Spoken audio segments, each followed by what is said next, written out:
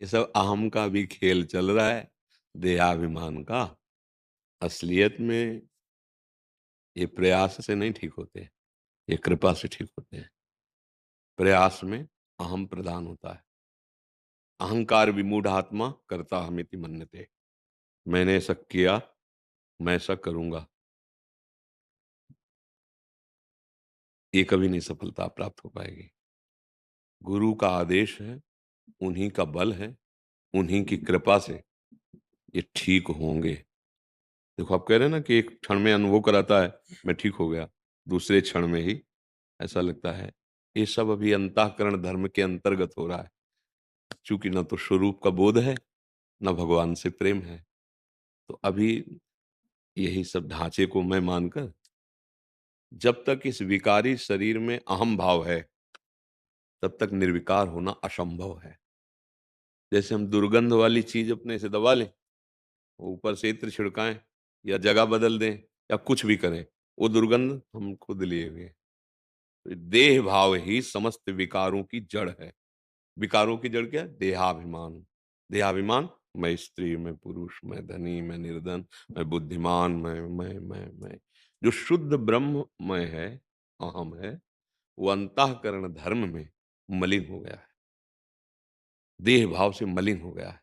अब ये गुरु प्रसाद से नष्ट होगा, ये किसी क्रियाओं से नष्ट नहीं होता।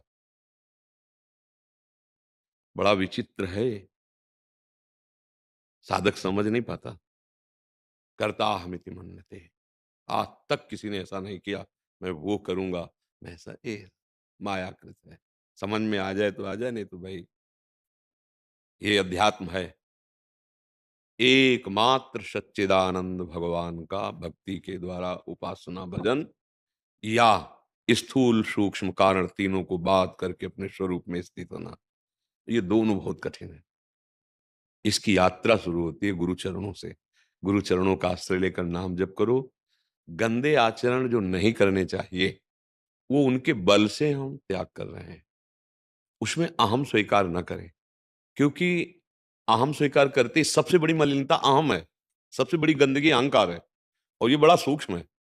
खास बात, जब त्याग कर दोगे देह भाव, तब किससे कहोगे एक ही परम तत्व सब में विराजमान है, ये प्रदर्शन किसके लिए? क्या होता है, देहाभिमानी जीव सतमार्ग का आश्रय तो लेना चाहता है, पर अहंकार जो है, उस सतमार्ग में ऐसी टांग मारता रहता है कि गुरु ही पकड़ पाता है, दूसरा नहीं। गुरुदेव की दृष्टि में चोर छुप नहीं सकता। गुरु की आज्ञा में मन को चलाने से होगा। श्री कृष्ण चंद्र जी से बढ़कर कोई गुरु है? वंदे कृष्णम जगत गुरुम। गीता जी आप उठाइए, गुरु आज्ञा है वो। भगवान की श्वासों से वेदों का प्रादुर्भाव आया है, प्रादुर्भाव हुआ। उपनिषद उठाइए, भगवान की आज्ञा है। भगवान श्री कृष्ण द्वैपायन व्यास देव जी के रूप में स्वयं भगवान ही प्रकट हुए, 18 पुराण की रचना की। आप उनको उठाइए, उनके सिद्धांत से चलिए। तो गुरु के इन दिव्य वचनों को केवल गुरु ही जानते हैं। अब वो क्या कृपा किए, कृपा करके उन्होंने हमारी भाषा में, हमारे दिमाग में जिससे बात पहुंच जाए, मानव रूप धरकर हमारे सामने संत वेश में आ गए। बंदो गुरुपद कंज कृपा सिंधु नर रूप हरि। है कौन? हरि। किस रूप में? नर रूप में। उनकी बात, अब जैसे आप यहाँ आए, संतों की बात ही तुम कह रहे, हमारी कोई उपज है क्या? इन बातों की उपज थोड़ी हुई, कि पहले से सब शास्त्रों में लिखी हुई है, सब संतों ने अनुभव किया है, वही गुरु प्रसाद से वही तुम्हें बता रहे। ये संतों की जूठन है। संत महात्मा पुरुष जो अनुभव किए, उसी मार्ग में चले, वो बात समझ में आई, वो बात आपको अब मान लो, तो अहंकार नहीं रहेगा। कि उनकी कृपा से अगर हम करते तो पहले कर लेते ना। जब अहंकार रहित साधन बनता है, तब जाके निर्मलता आती है। अपना पूर्वाभ्यास अहंकार का है, कुछ भी करते हैं वो दृढ़ हो जाता है। तो तिनकी संगति रहत जाति कुल मद सब नंसई। गुरुदेव की, संत महापुरुषों की चरण धूलि के प्रताप से अहंकार का मर्दन करके वो अपने स्वरूप में आता है, या भगवत प्रेम को प्राप्त होता है। जब रहुगण को उपदेश किया जड़ भरत जी ने, तो रहुगण ने कहा किस साधना से बोध प्राप्त होता है जो आप बोले? बोले रहुगणित तत्तपसा न याति न चेज्या न निरूपणाद गृहाद्वा न छंदसा न जलाग्नि सूर्यो बिना महात्पाद रजोभिषेकम। श्री जड़ भरत जी महाराज कहते, ये रहुगण, ये तपस्या से नहीं होता, तीर्थयाटन से नहीं होता, एक गृहस्थ धर्म का पालन करने से नहीं होता, जल अग्नि सूर्य चंद्र की उपासना से नहीं होता है, दान पुण्य से नहीं होता। कैसे होता है? बोले ब्रह्मबोध संपन्न महापुरुष की चरण रज से अभिषिक्त होने पर होता है। अर्थात उनकी आज्ञा पालन करके मन वचन कर्म से वो जो कह रहे हैं वो वैसे ही चले तो ये हो जाता है। अगर संतों का आश्रय लिया तो फिर ये अहंकार न वचनों में और न अंदर विचार में। विचार में अहंकार विष है। जब हम विचार में चलते हैं तो अहंकार ही चलता है। ये कर लिया, अब ऐसा कर लेंगे, ऐसा कर लेंगे, ऐसा कर जब तक करना है, तब तक वो बैठा है। जब हो रहा है, तो अहंकार लीन हो गया। अब हो रहा है, आप दृष्टा मात्र हैं। यंत्रवत भगवान चला रहे हैं, गुरुदेव चला रहे हैं या यंत्रवत प्रकृति से हो रहा है आप। कर्ता और भोक्ता दोनों भाव से रहित, तब वो जाके निर्विकार होता है। अभी निर्विकार अभी तो ऐसे है जैसे कोई अपने हाथों से रोक ले, तो आपको लगा हम जीत गए। पर तो शत्रु रोके हुए गुरु कृपा, हरि कृपा, तो आपको लगता है हम विजयी हो गए। अगर ऐसे समेट ले, तो अभी धराशायी हो जाओ, इतना प्रवाह है। उस कृपा की तरफ देखो। तुम्हारी कृपा तुम्हें रघुनंदन, जहां नहीं भगति भगत वचन। हम पर भगवान की बड़ी कृपा है, गुरुदेव की बड़ी कृपा है, संतों की बड़ी कृपा है, जिससे हमें सतमार्ग मिला। जिसमें हम चल रहे हैं उन्हीं के पावर से चल रहे हैं, वही अनुभव कराएंगे।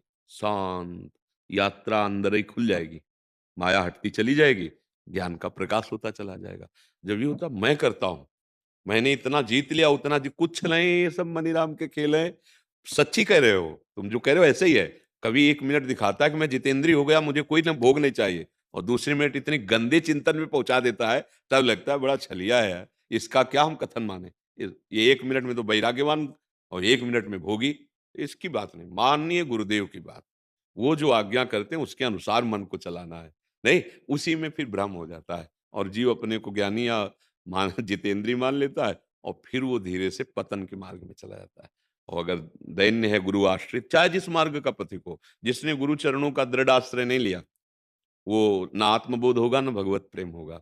और आज हम मन का दृढ़ आश्रय लिए हैं, मनमुखी, गुरुमुखी तो कोई बिरला ही है। बिना गुरु कृपा के अहंकार का मर्दन नहीं हो, वो देखने को मिलता है। ऐसे नहीं तो हमें लगता है यार जो साधना छुपानी चाहिए वो छुपाई जा रही है।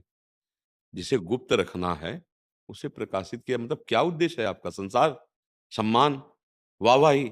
फिर वही अविद्या तो घूम के आ गई, अविद्या तो आ गई, माया तो आ गई घूम के, कंचन कामनी कीर्ति। आखिरी खाई में पहले ही गिरने के लिए तैयार हो, आप गिरने की सारी सामग्री लेके चल रहे हो साथ। और बना जाता है बहुत ज्ञानी, बना जाता है बहुत, बहुत समझ लें, चाहे वैराग्य मार्ग में हो, निवृत्ति मार्ग में, और चाहे प्रवृत्ति मार्ग में। दोनों में भगवत प्राप्ति करने का अधिकार है, पर दोनों को राग रहित होना पड़ेगा।